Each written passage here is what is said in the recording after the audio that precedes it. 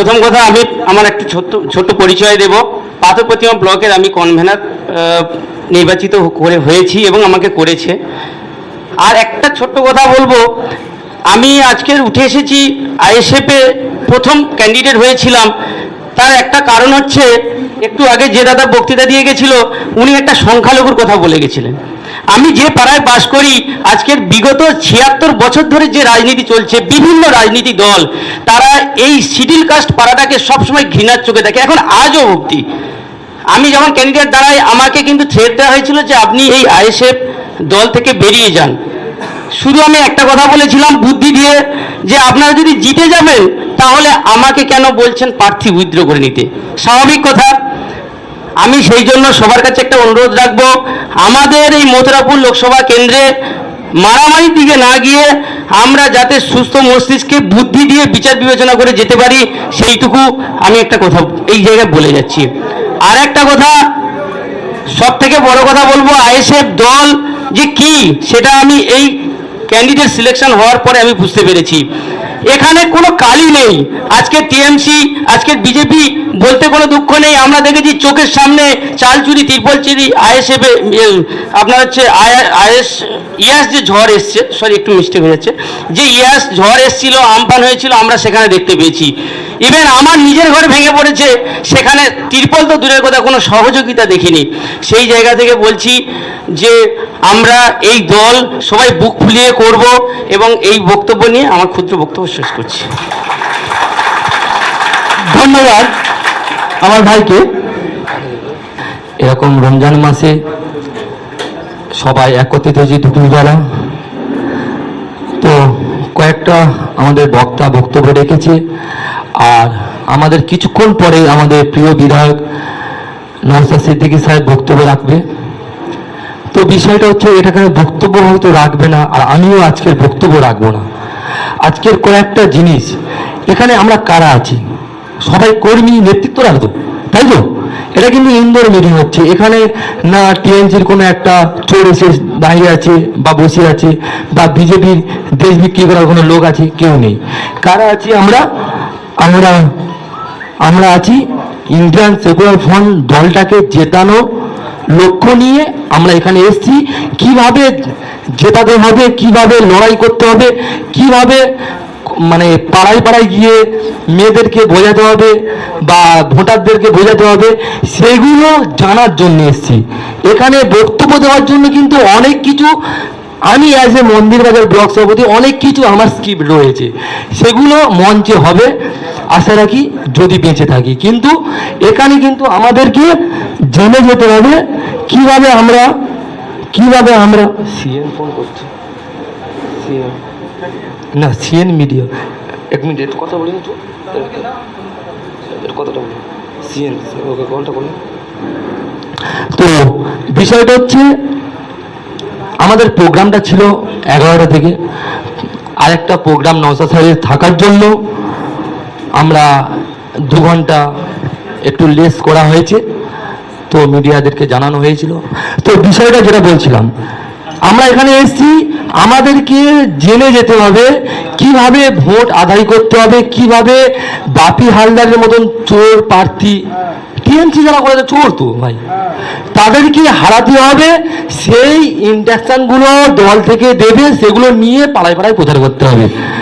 একদম প্রথমে একটা কথা বলি, কুলপি থেকে হেঁটে হেঁটে আসছিলাম, একটা পোস্টার দেখছিলাম, পোস্টারে লেখা আছে জনগণের গর্জন আর বাংলা থেকে বিরোধীদের বিসর্জন। আপনি জানেন, যখন না কিছু মনে হয় জ্বর আসবে, গাটা ছমছম করে বুঝতে পারি, তারপরে জ্বর আসবে, ওষুধ কিনতে হবে।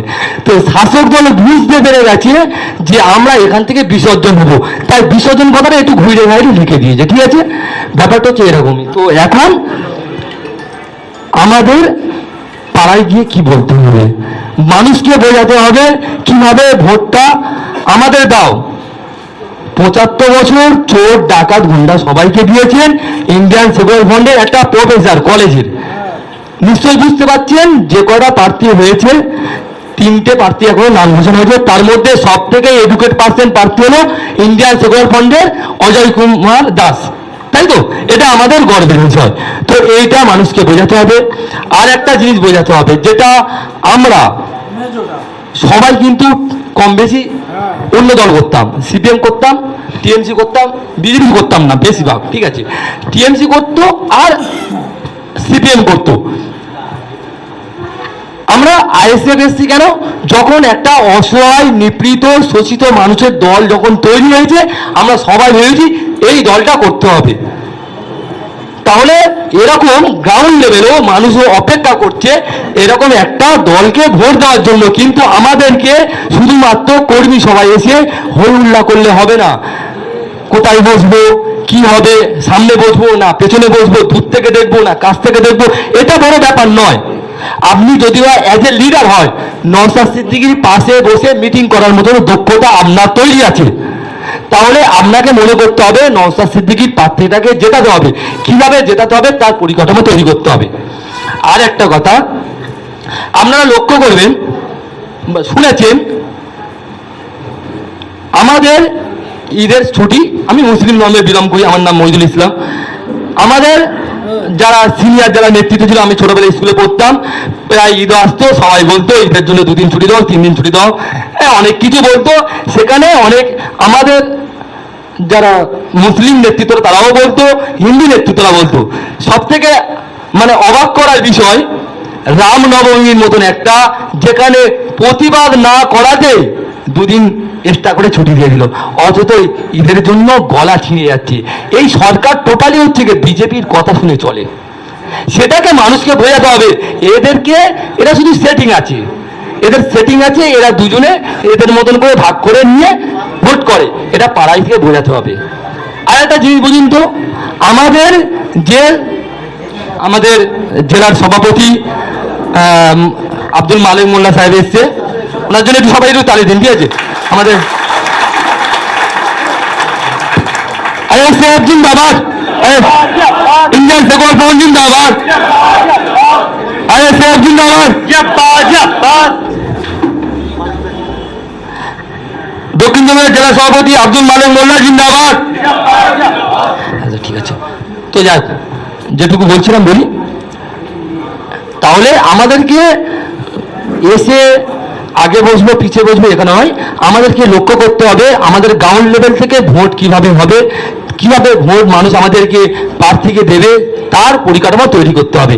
এই মিটিংটা কিন্তু সেই মিটিং, এখানে বক্তব্য না, এখানে আমরা কিভাবে আগাবো, বুথে বুথে কিভাবে যাব, কিভাবে ভোট চাইবো, তার পরিকাঠামো তৈরি করতে হবে।